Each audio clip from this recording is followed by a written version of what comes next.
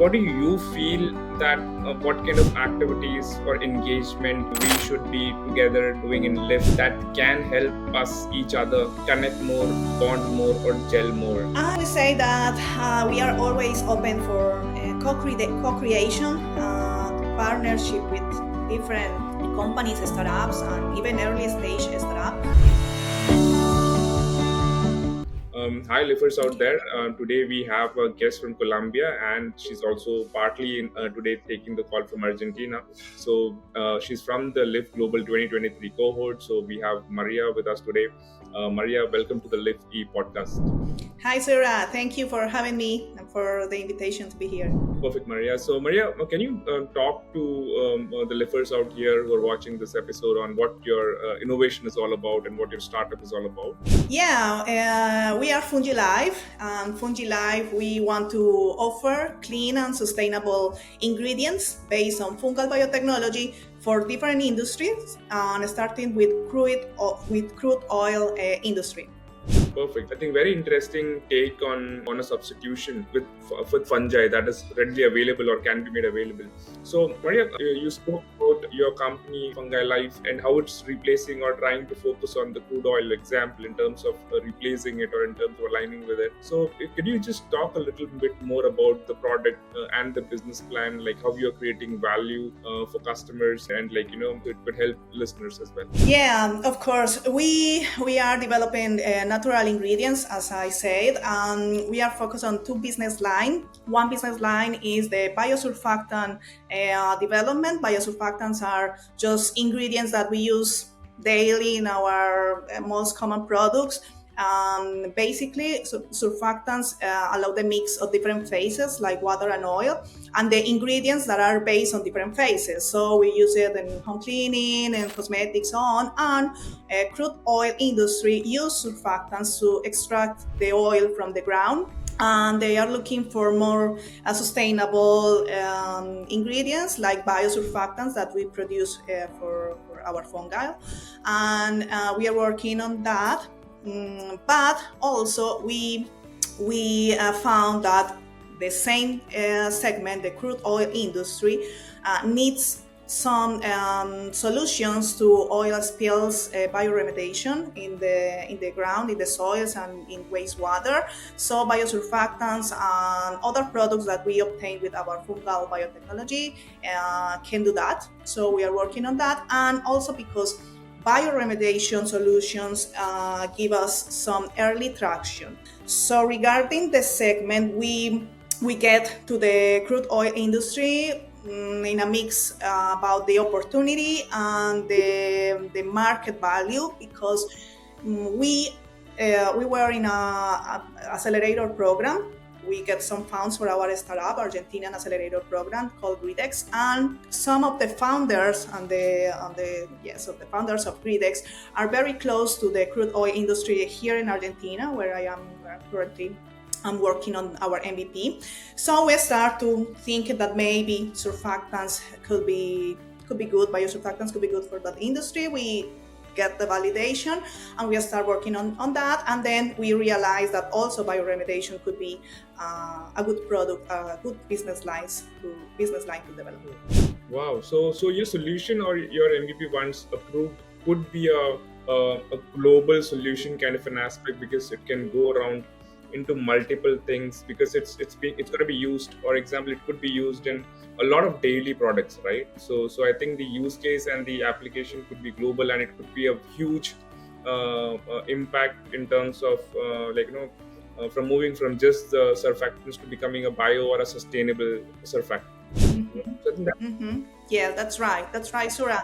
And also, if I can add something, we produce the biosurfactant in a circular economy approach, because we use the waste of the same crude oil industry, the oil spills, the waste oil, and agroindustrial waste. So we use both wastes and combine to obtain our Oh, product. wow, that's pretty incredible. So all the best for you to get through the MEP and get super rocking in terms of getting things done.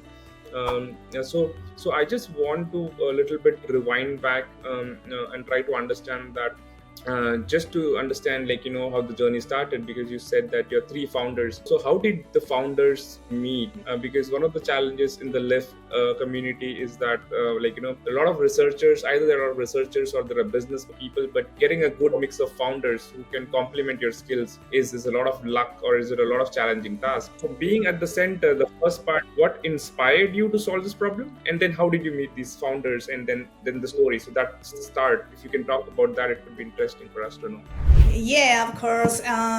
We are inspired to solve this problem because we are working a lot. I work on environmental biotechnology since like 10 years ago, and always focus on how to remove pollutants in wastewater, in soil, and so on with biotechnology solutions. So we start like an academic project with my friend, my Colombian friend, and we found these microorganisms that will be able to remove at the beginning use oil from enzymes. That was our first approach, and then we move into the crude oil.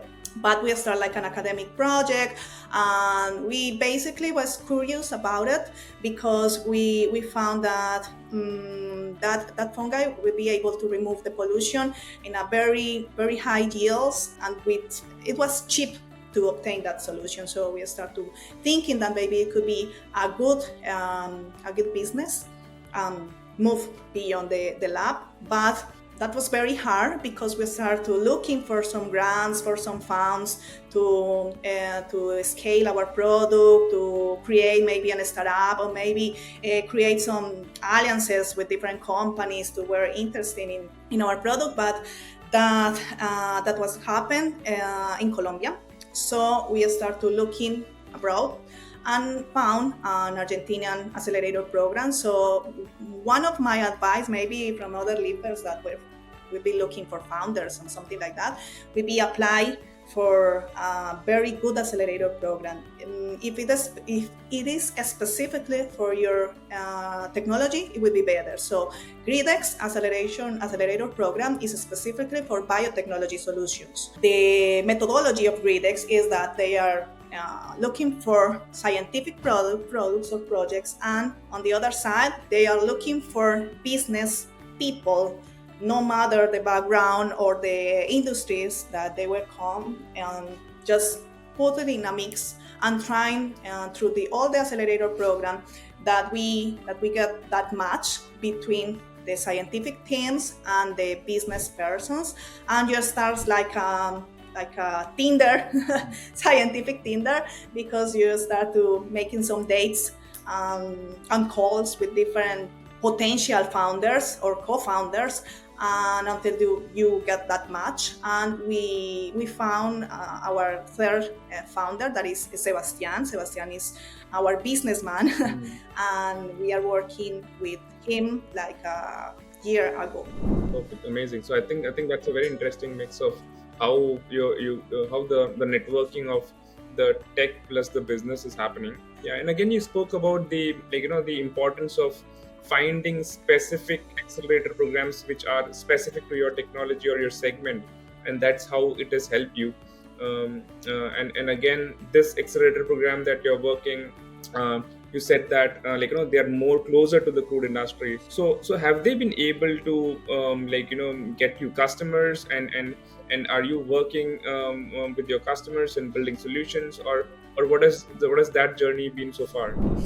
Yeah, so after we got the funds with Gridex, we start to trying to validate our product with some customers, because the crude oil industry is very traditional industry. We didn't know that if we have any interest in on that, so we start to talk with different potential customers, thanks to the introduction of our Gridex team, the people who mentor us, and the different connections that our co-founder brings to the team. Because our co-founder, Argentinian co-founder, Sebastian, works previously for crude oil industry, big crude oil industry here in Argentina. So he has some connections, and also the Gridex funds, and we start to try to validate that. And we found a company, a very good company that is very aligned with our goals, that is called Beta Energy.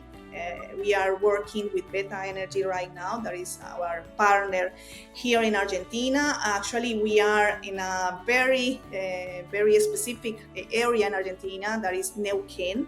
Neuquén is in Patagonia, in the Patagonia region, and Patagonia region has the like a third biggest oil and gas reservoir worldwide, called Vaca Muerta, dead cow reservoir.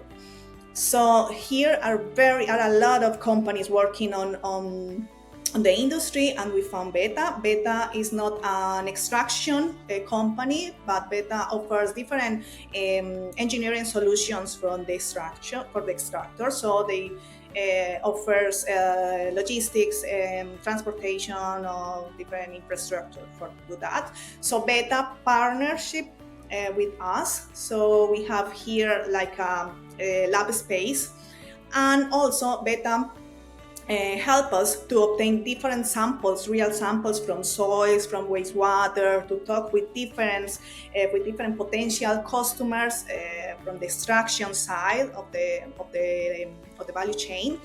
And right now we know that they have interest to keep that partnership with us, and we know that here are different companies, big companies, expecting bioremediation solutions, but also biosurfactant ingredients to apply in the process. So we are on site in the field, validated that. So maybe an advice would be, if you found an accelerator program, it would be the best, but also just get exposed to different events, to different networks, and trying to meet people, to know people, to talk with different people that maybe get to you, to the potential clients or customers.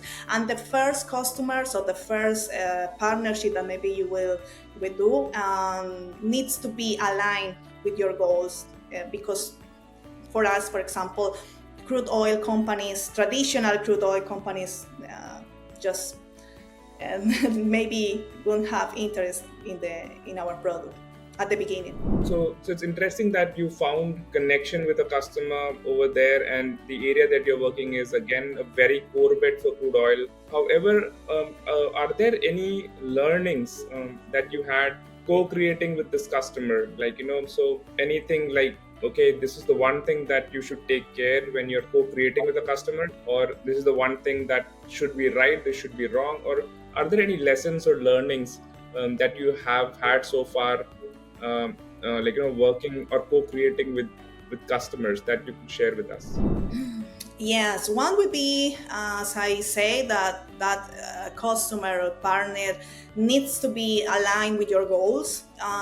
Maybe at the beginning we are just desperate, trying to get our solution into the real world, and maybe we got that mistakes that make some alliance or something with the wrong people. So it needs to be aligned. And other thing would be that everything that you talk, that you trying to develop, everything needs to be well documented. You need to be to have a lawyer on all the documents or the contracts or anything that apply in the situation, because otherwise maybe it would be I don't know, I forgot that word, but maybe it would be wrong to you, and also it would be risky for your partner or your potential customer to make that alliance with you. So you need to be open to make a lot of documents and to review the documents and to talk about maybe hard topics about the intellectual property, numbers, what would be happening, what happen if maybe the solution doesn't work or don't work or something like that. So you need to be prepared to talk about that. Okay, perfect. So I think what you spoke about is, like, keeping your documentation check with you when you're working with the customers and trying to be optimized so that the contracts and all the documentation again isn't proper, so that if there are challenges then things can be aligned, and that gets aligned with the customer as well. So I think that's a well said thought. And I was curious about one aspect that Mhm. you have moved from the innovation to an MVP, and you're closer to commercialization, or you're co-creating this product. So a lot of the time what happens is you have an innovation but you don't have a customer, or you have an innovation and a patent but you're not able to license it or commercialize it. So what advice or what learnings you have that help you move from just an idea or from a lab to co-creation? So what is the one thing that lifters should do, or one thing one should do to move from just like you know uh, just R&D to commercialization? Yes, of course. If you are on the Leaf communities, because you want to move beyond the lab to the real world. So that's the first step, because sometimes the scientific people from the universities and so on, they are never think about to move into the real world. So if you are in the Leaf community, you are, so maybe it would be exposed a lot different events, networks, and accelerator programs, as I say, trying to talk with different peoples. Other things, it would be that you need to prepare to do that, because when we are developing just a solution, we are very technical people, so we maybe don't know anything about entrepreneurship. But if you get through the LEAP program, maybe you know a little bit now, but you need to put all of that knowledge into action. So I will say that maybe if you expose to different events, and maybe if you try to reach people, contact people, potential customers, just to validate the solution, it would be great. Another thing that I really love about the accelerator programs, or any familiar programs, are that maybe you can get like a mentor, like I don't know, a person that trusts on you and open the way for you. Because when you are just starting your product, just starting your startup, and you are very small compared to different competitors, maybe the potential clients that you keep in mind are not able, are not yes, open to talk to you. So if you have that person, that mentor, that maybe open that way for you, it would be great. I think that's Perfect. So I think getting a mentor, I think, is pretty incredible. And then I think an accelerator program like the one that you're at, which is one of the best, could could jumpstart your journey, from R&D to commercialization, and get you the perspective, or get the person who is just in the lab perspective to an entrepreneurship perspective. Well said. Yes.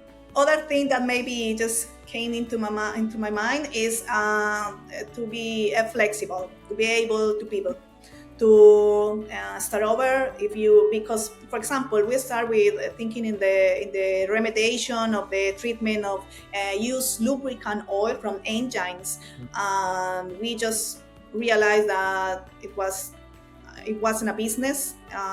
It was it don't work.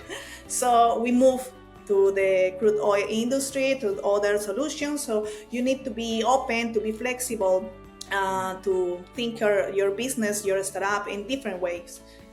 Wow. So I think that's again very interesting in terms of being flexible, especially if you're in R&D and more into the analytics and the numbers, and maybe So I think that's a very valid point, as you said. Makes sense. And one of the questions that we ask to all the guests in the podcast is if you could have a superpower, what would it be, and why would you like that to be a superpower? Yeah, I would say that to convince people, to have the power to say the things in so clear that I have in my mind, to especially to I don't know, a potential customer or investor, or when you're applying for a grant, to always express my ideas clearly as I have it in my mind, because sometimes you just go through the through the branch and you are not clear. You I don't know, you the communication is very hard. So I will say to convince, always convince the people. Oh, wow, that's the first time we have this kind of a superpower to convince people. But I think that's very critical and useful as well. As well said. And Maria, congratulations on like recently after Lift Global 2023 getting an award. So what is this award? And if you want to talk to share with the listeners, what is that you've achieved after Lift, then it would be very interesting. Yeah, we are so happy because thanks to the Royal, actually, we got nominated to the UNICEF 30 innovation for climate technology that will be presenting at COP28 from the United Nations on December in Dubai. So we get the nomination, we get into the selection process, and we knew the last week that we got selected, that we were selected for the COP. So we are one of the 30 projects from young people working on sustainability, and we are very happy about it. Oh, wow, that's a massive uplift and a massive validation of the work that you're doing, and I think getting recognized on that front could be like Yes. could open up a lot of doors. So Yes. totally congratulations on that, Maria, to you and to all the other two founders as well. Thank you, Laura. We know that that level of exposure. I would say that that level of exposure of the project in the from the and the validation from the UNICEF is great for us. Perfect. And I had this question in my mind. So normally when there are startups, there are a single founders. Like in my case, I have built like three startups before, and all as single founders. And when you have more than one founder, so that becomes interesting because the other founder can give you the other perspective of what you are, what you might think that a single founder might think I'm always right, or have a limited understanding of certain parts. So the second person can cross validate or complement him. But having three founders becomes much more interesting. So if you could just share about as you said, you have Sebastian who takes care of business from Argentina, and now you have cultural mix of Argentina's culture and Colombian culture. I mean, there could be similarities, but there could be some different aspects. So what happens in these three founders? Do you have some ground rules which are your internal rules, or you have some understanding to for alignment? Because with three founders, it could be an interesting mix. So do you have any stories around that, or do you have any interesting rules that you've set within founders that to ensure that ensure that there is progress? Yeah, that's very interesting question because when I really believe that if you want to grow your startup, your company, and move to the idea into the real world and into a business, you need a team. So if you are alone, maybe it won't be, I don't know, it will be easy or it would be harder. Better say it. So when we have the founders, you have that support. We are three, as I say. My Colombian friend Maribel is also from scientific part, so she worked in the scientific area with me.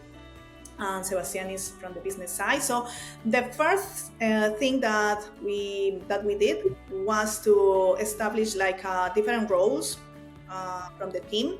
So Sebastian is the CEO right now. Maribel is the CSO, and I am the CTO. So we start, I don't know, validating and discussing in different meetings the different roles and the activities, the responsibilities that we have, and all the, I mean, that setting clear the space for what is coming next. So we establish different rules, different responsibilities, different roles, and we start to working according that. Also, we have a founders agreement that is thanks to the accelerator program, because when they um, when they put the funds, they ask us for that agreement, the founder agreement. So we have that. That is the like different financial and the different rules that we have, the time that we have to be in the for how long we need to be in the startup and different things.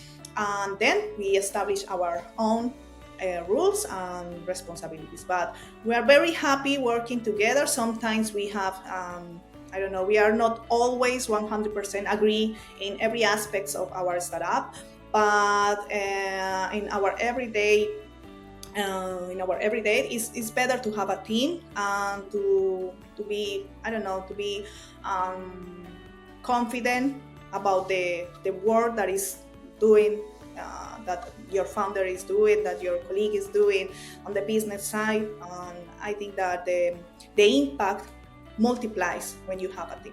Oh, interesting. So the founders agreement sounded pretty interesting, and setting rules in the beginning and having positions aligned on who does what sounds interesting as well. So perfect, Maria.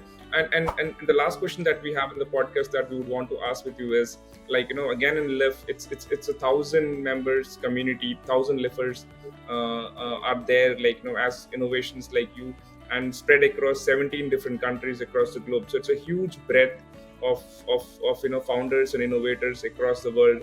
And having these many lifters have their own cultural understandings and innovation stages, right from being in the lab to commercialization to scaling up.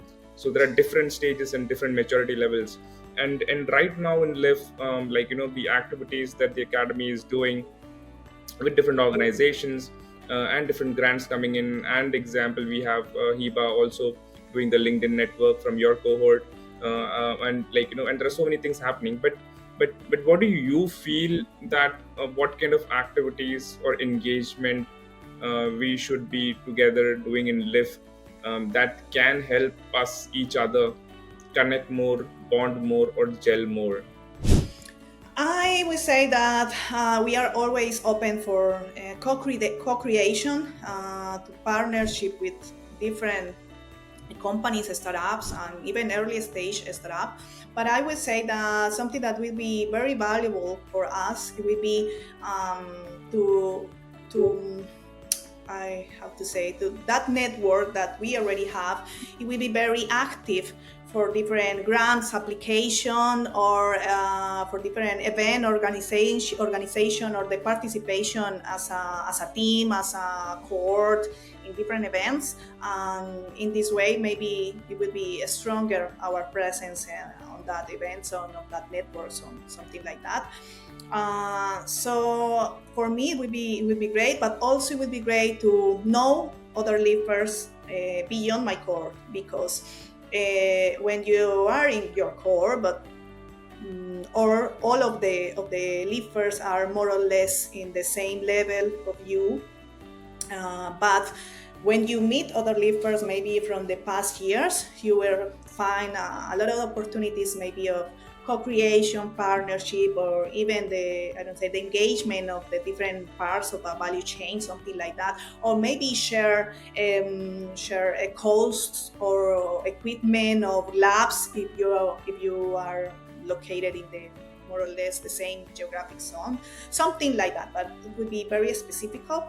So for me, it would be great to know more leapers from other cores, but from my core, I would say that to go as a team in different networks, events, or apply for different grants, it would be great.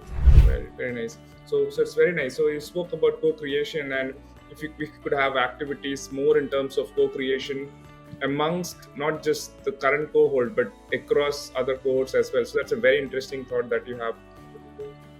So I think, Maria, Maria, thank you for being on the Live podcast, and it's been very interesting to know your journey at Fungi Life, where you're trying to have some kind of change from the normal surfactants that we use, replacing them with biosurfactants, and which can tremendously change the way we use daily use products, or example experience the oil spills, from the biological perspective as well. And it's great to see that you have moved on from the lab to a bigger setup, and trying to scale, and again scaling more higher heights with the awards that you're going to get. So I think that's pretty amazing as well. And working with three co-founders is again a very interesting experience, and how you have structured that as well. So all the best for your journey, and thank you for being on the Liffy podcast. It was great to have a conversation with you. Thank you, Sura, for the invitation and all the listeners for listening to me. And I hope that all my story and some advices that maybe I give you, it would be great, and maybe you can get something from my insights to move your project to the next level.